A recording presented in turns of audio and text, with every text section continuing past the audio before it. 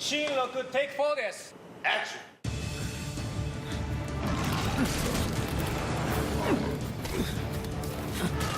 ン。前作の、ディジェネレーションの続編という位置づけになってます。やっぱり続きを見たいというお客さんもいましたので、引き続きレオンを主人公に、数年後のレオンを描こうというところで。 CG においては最高のクオリティを目指して作りました。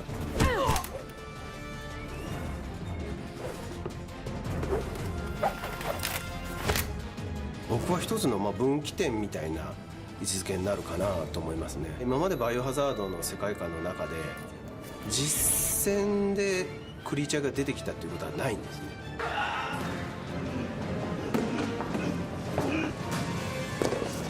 今回はそのバイオハザードのキャラクター同士がバトルするってクリーチャー同士の戦いがあるので、その辺のバトルは結構見どころかなと思ってます。かっこよくって面白くってでもちょっとグッと来れる映画。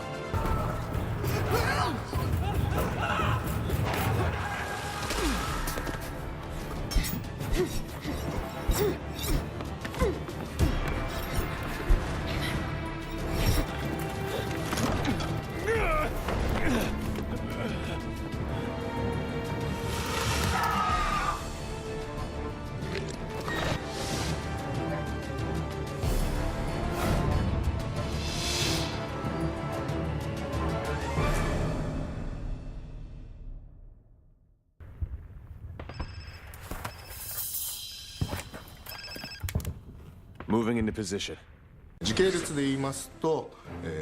前作のディジェネレーションの後ディジェネレーションとバイオ6の間を埋める話ということですね。紛争が続いている東ヨーロッパの小さな国っていうのが舞台です。This is a war, and things are different. No one can do anything without the backup of the American government, not even you. Well then, I guess my only option is to lose my American citizenship for a while. Leon! 主人公がどれだけ過酷な状況下に置かれてでそれを乗り越えていくかっていうのがやはり映画としての醍醐味だと思うんで、そこを目指そうという意味で神谷監督はとにかくレオンをいじめたいと。僕は今回何がやりたいかって、プロデューサーから言われて一つ思ったのがなんかレオンの地獄巡りみたいなことに今回できないかなって。Don't say a word. 孤立無縁ってことですね。それこそだからゲームと同じような感じのシチュエーションにおいて、今回のレオンっていうのは初めて行った国でたった一人でしかも普段はハニガンとのやり取りみたいなのもあるんですけど、それも遮断されてしまってっていうような状況での、レオンが、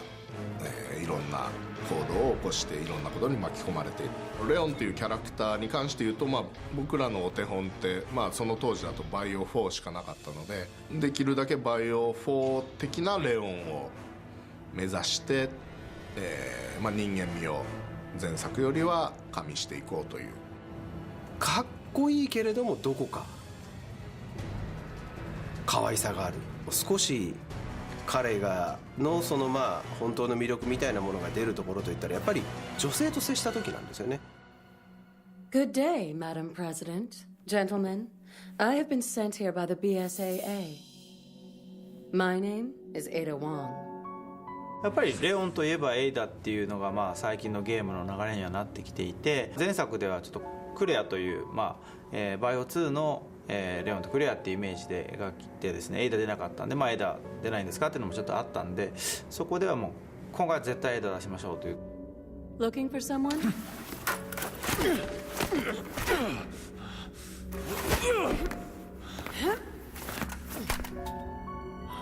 Ada. 謎めいた女性だっていうことで作ってても本当謎めいてるんですよ。ミステリアスな女でもなんか強いし頭もいいし。 It's been a long time, Leon. レオンとそのエイダは5には当然出てきてません。でもその間に彼らもやっぱり生きてたという時間軸とかを考えると当然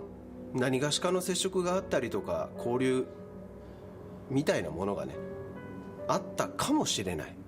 全くなかったというほどの関係ではないんじゃないかなと思ってるんですね。 By the way, when are we going to, carry on from where we left off that night? Anytime but now. You're angry with me, aren't you? 例えばこんな会話しただろう、もしかしたらそれはどこかの夜で、もしかしたらちょっとロマンチックな雰囲気があったかもしれなくって、もしかしたら少し時間に余裕もあったかもしれなくってっていうようなことを想像しながら書いてみました。 I have to go and get it. Go and get it? Why? They need somebody to take over for Ottoman. なんかバディムービーっぽくしたいなっていうところで、まあ、バディって、まあ、そのまんまそれがほぼ役名みたいになっちゃいましたけども、レオンと対になる存在としてまあ鏡みたいな存在になればいいなと思ってたんですね。 As far as I am concerned, there is no difference between this and using POWs.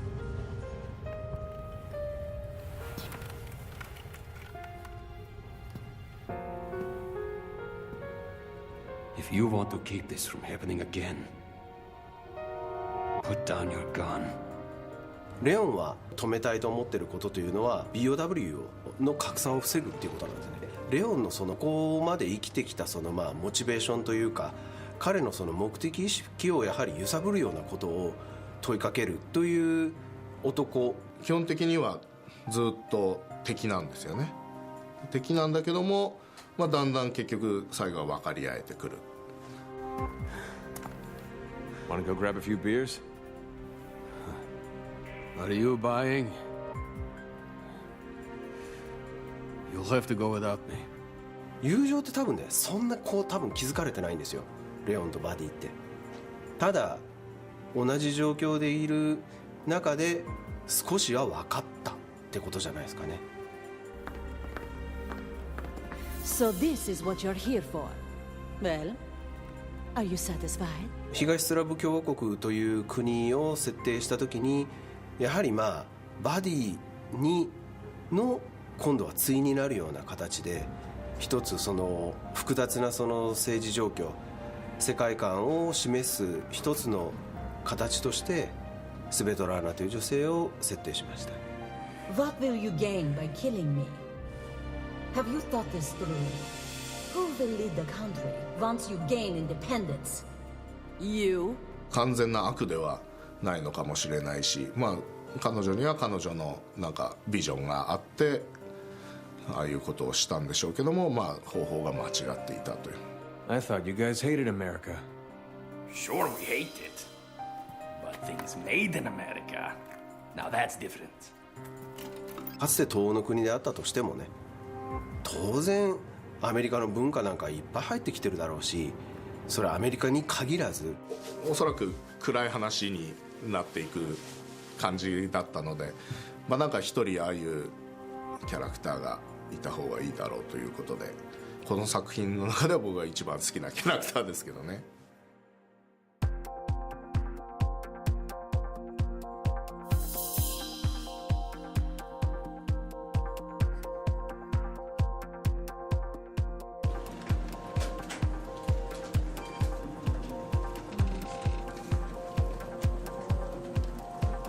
現在の、最新の技術を導入して、最高のクオリティを目指しているというのがあります。もともとバイオハザードが、リアルな感じの、作品なので、出てくるキャラクターに関しても背景に関しても、リアルを目指しています。より前作よりもリアルにやってより感情面を出したっていう感じのアクションの激しい作品を目指して作っています。あんまり CG だからこうしなくちゃっていうのは特に意識しないようにはしてるんですね。普通の実写映画を作るような感覚で、作ってるっていうことですね。東欧っていうところで日本にはない文化がいろいろあるっていうところでまずロケハンに行って建物の作り方から、街の雰囲気を見てきて、それを反映できたとは思っております。実際作ってるプロダクションも東欧のプロダクションでやっていたんですよ。もともとそこに住んでる人が作ることでやっぱ雰囲気が違いますね。例えば電信柱の作り方一つにしても、日本とは全然違うので、そういう細かいところがやっぱりリアルになってると思います。イメージボードは作りながらも、より細部のリアリティっていうのは現地の人にも、スタッフですねとお話ししながらちょっとクオリティを詰めていきました。実際にこのハイポリゴンのモデルを作る前にアニメーションチームとの受け渡し上で作ったローポリゴンのデータでの街並みになります。でこの中ではやっぱり地面も完全にフラットに作っていて、見え方シーンの広さっていうのを決め込んでから、イメージボードを書きでさらにハイポリゴンに仕上げていくっていう流れになります。蜂の巣状のドームを、CG 上で表示しているものです。この中にカメラを置いて、実際キャラクターたちがこの中で演技するっていうような形になります。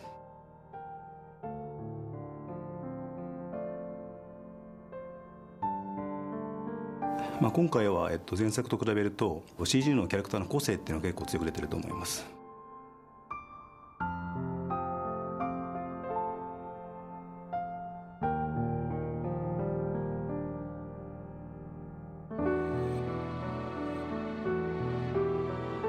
舞台が東なんで、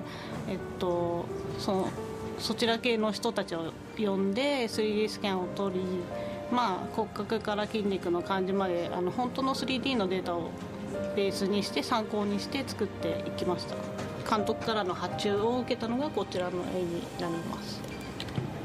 でそれに対して、CG で作ったのがこちらですね。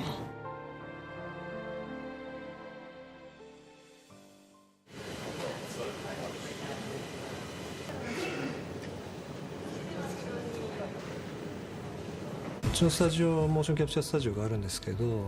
カメラ台数が今100台ありまして、広いエリアで撮影ができると、最大20人ぐらいで撮れるんですけど、そこを今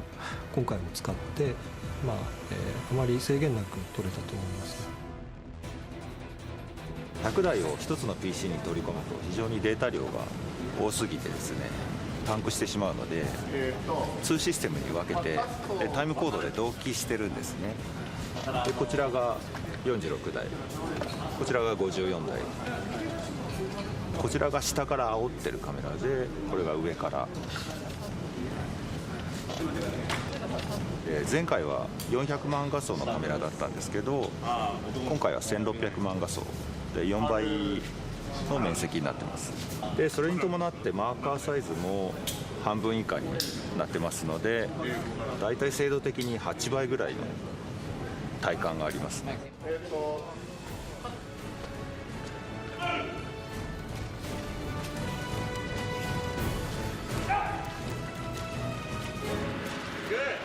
前作に引き続き、今回も、軍事指導という形で、毛利さんという方を、お呼びして、プロフェッショナルな所作に関しては毛利さんに指導してもらって、右手で銃を自分の肩に引きつけて、要は自分の右胸で前に押す。こういうセル。Contact! Front! 50 feet! Assault!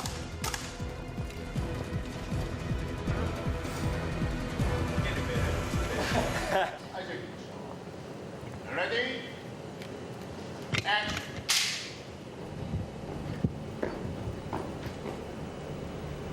So you missed me, huh? Yeah, in your dreams. See what I'm seeing? Yeah. It's like a beehive. So you missed me, huh? Yeah, in your dreams. You seeing what I'm seeing? Uh-huh. It's like a beehive.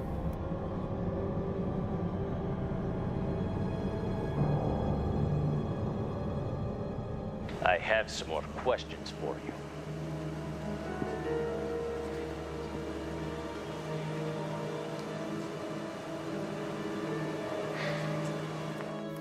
I have some more questions for you.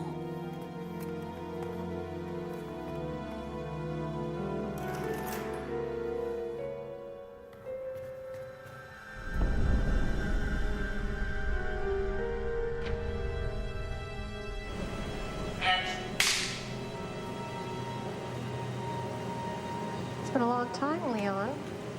What are you doing here? I was about to ask you the same thing. Did you release the Plaga? Don't make me laugh. What are you doing here? I was about to ask you the same thing. Did you release the Plaga? Don't make me laugh. あとフェイシャルスタジオがありまして、それは別のスタジオになるんですけど、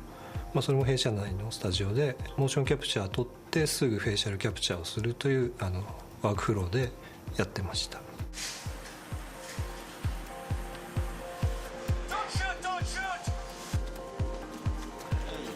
My name is Ada Wong. Great. Now I got a cowardly lion to deal with. One down. モーションキャプチャー撮影した後は、実際にそのカメラワークを決めて、どういうレイアウトにして、どういう感じで、どんなセリフを言ってどの尺をこのカットに使うっていうのを決めていく作業に入ります。それが決まることによってその背景もどう見えるかっていうのが決まってくるので、作り込む作業っていうのが決まってきます。それが決まってから、照明を作って、質感を詰めて、で表情も全部作っていってっていう形の流れにはなっています。前作もフェイシャルキャプチャーを使ってたんですけども、そのデータ取得が結構精度が低かったので、よりキャプチャーのアクターさん、外人さんの表情を豊かに撮れるようにしたりだとか、動きの硬い部分をもっと柔らかくしたり、よりリアルな方向に、進めることがコンセプトとしてありました。We prefer to call ourselves pro-independence やはり fighters. アクターさんによって表情のニュアンスとか感情が違ってきますので、それに合ったリグをそれぞれ構築しております。もう少し大げさな感じを出したいっていう、監督の意向もありましたので、その辺を加味しつつ、あとは目線ですね、レオンを見たりだとか、そういったところをつけたファイナルショ You ットです。 people in the CIA call us terrorists. But we prefer to call ourselves pro-independence fighters. 今回リアル系なんで、本当シミュレーション、服の揺れとかっていうのをリアルに揺らしていくっていうのが今回のコンセプトとしてはありますね。シミュレーションしないとこう曲げた時に服のシワが変形したりっていうのが全然ないんで、それが全然リアルに見えないんですよね。なんでこう全てをシミュレーションして本当リアルに服が動いた感じっていうのを出しています。これがジョイントっていう骨なんですけど、こういうのを入れて動かせるようにする感じですね。セットアップのシミュレーションとか動きっていうのは普通に見えるのが正解なんですよ。なんで違和感を感じるともうセットアップ的にはダメなんで、本当違和感なく見てもらえるとありがたいですね。モーションキャプチャーベースで撮影されたデータをモーションビルダーというソフトを使ってカメラワークをつけて、シーンごとのお話を作って、それを監督にシーン単位でどういう感じですかねというチェックのやり取りをずっとやってましたね。映画で使っているようなレンズ、あとカメラの動き、そこら辺を追求してより写実的になるようなお話を作っていけるように特に心がけてやってました。前作より液体の表現、特に血ですね、血の表現が多くてですね、エフェクトの中で血って液体の表現って一番難しいんですけれども、そこで苦労しました。とにかくエフェクトがもう満載なんで爆発あり銃撃戦ありっていう非常に派手なものになってるんで、その辺を見ていただけると幸いかなと思っております。2時間だったら2時間の長尺を疲れさせないでなおかつ、効果的な 3D を見せていくか、まず奥行きを重視していると。やはり広がりのある3D ということは最初に奥があって、そこにまたキャラクターが手前にいることによって強調できるので、プラスアルファで考えなければいけないのは、そのドラマ性によってやっぱり少しは飛び出てこないと、見てる人も退屈な 3D になってしまうので、飛び出させるところは飛び出させ、快適な視聴プラスドラマの並行でやっていくようなことで成立させていくと。奥行き情報のスコアボードっていうのを作ってます。青い方が、奥行き重視のカット、それから黄色が、平均的な、3D のカット、それから赤に行くと暖色系に振ると、手前方向に、強調された 3D のカット、例えばこれはリッカーが迫ってくるところですけれども、リッカー越しにある背景の一番奥の示唆は、ここの部分でチェックしましょう。それからそのまま迫ってきてガッと爪を突き出すところ、ここはやはりグッと 3D 的には画面から飛び出ていたいというところで、この辺は、この辺のパーセンテージで爪の部分は示唆を設ける 3D ありきの設計をしてますので、そこが一つもう 3D としてアクションシーンがカチッと見えている作品に仕上がっている理由ですね。頼む、化け物にはなりたくないんだ。なんて都合のいい話だなっていう感じ。神谷監督は軍人マニアですね。声がものすごい大きな方で、常時エネルギッシュですね。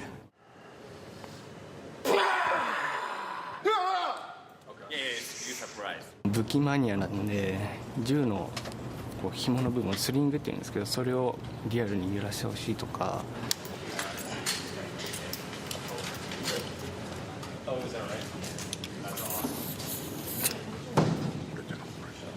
繊細なところまで見るなというキャラクターの表情の細かい仕草とかにこだわってるなっていう印象ですね。なんか声にならないっていう苦しみと悔しみが混ざったような表情みたいなのになると嬉しいんだけどね。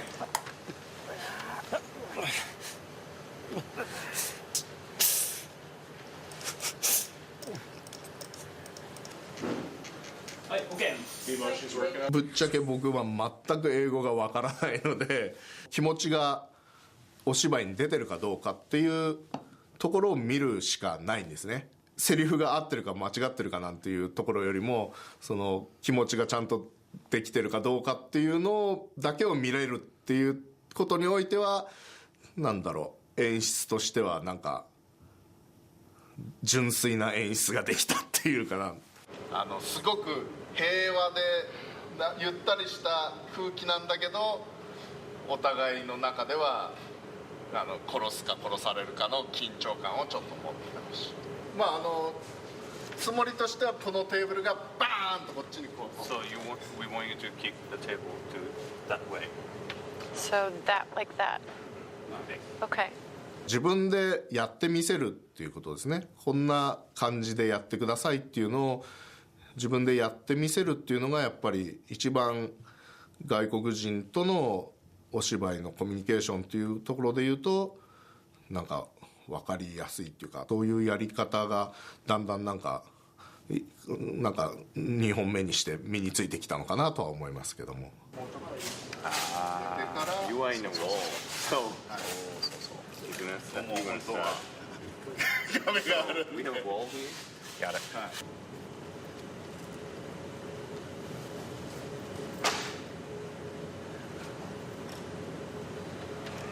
Got it.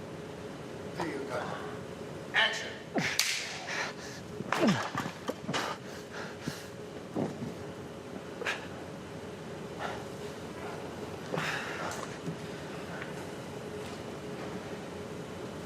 Action.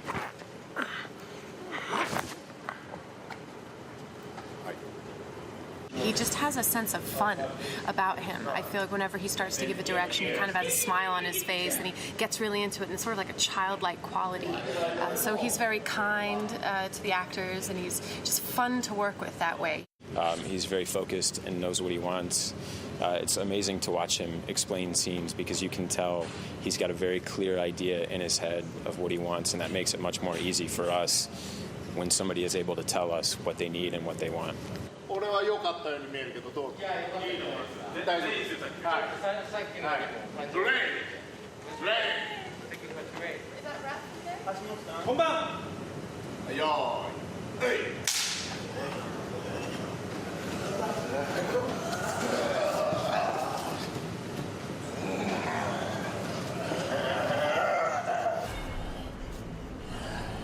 僕はもともと特撮映画、特にやっぱ怪獣映画のスタッフ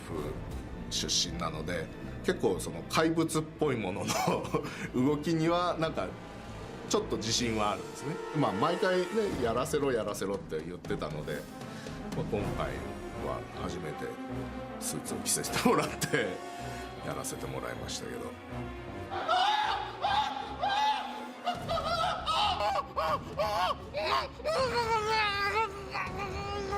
ガナードであるとかは、まあ、いわゆる人間の形をしているものなので、まあ、そのモーションキャプチャーで全然できることなんですけども、まずリッカーって、まあ、基本的に四つ足で這うよ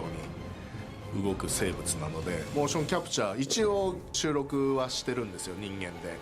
ただ基本的には人間にできない動きをするので、手付けアニメーションっていうんですけども、モーションキャプチャーではなくてアニメーションのスタッフが手で動きをつけていくっていう。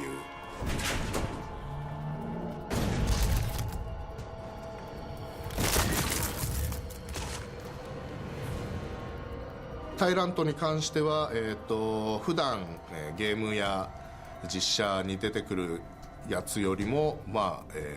巨大でかつ、まあ、最終的にはスーパータイラントに変身するんですが、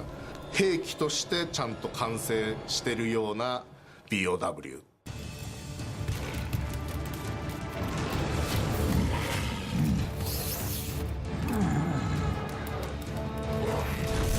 クリーチャー同士のバトルっていうのはバイオとしてはちょっと新しさが出てきたんじゃないかなっていうのはすごく思いますね。なかなかそういうのをゲームではやっていないので、やっぱりこう主人公たちと、まあ、クリーチャーっていうバトルが中心なので。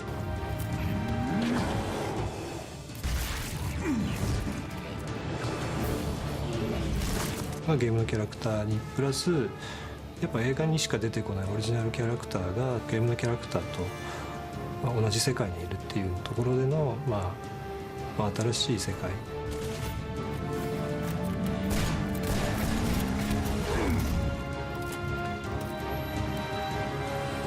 ゲームでは見れないようなクリーチャー同士の戦いとか、ゲームでは見れないレオンの弱さというか、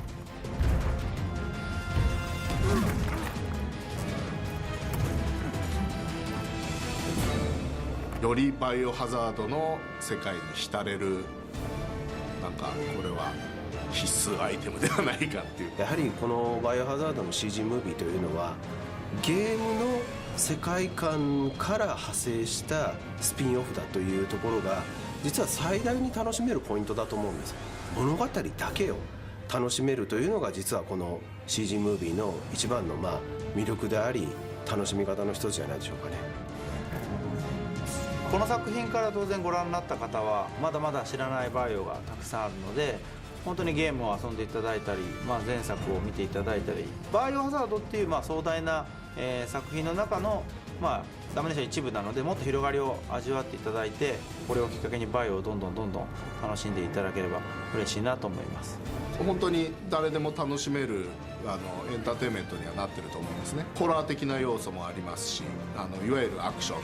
ていう要素もありますし、男同士のグッとくる熱いものみたいなのもありますし、本当に盛りだくさんの作品になってると思います。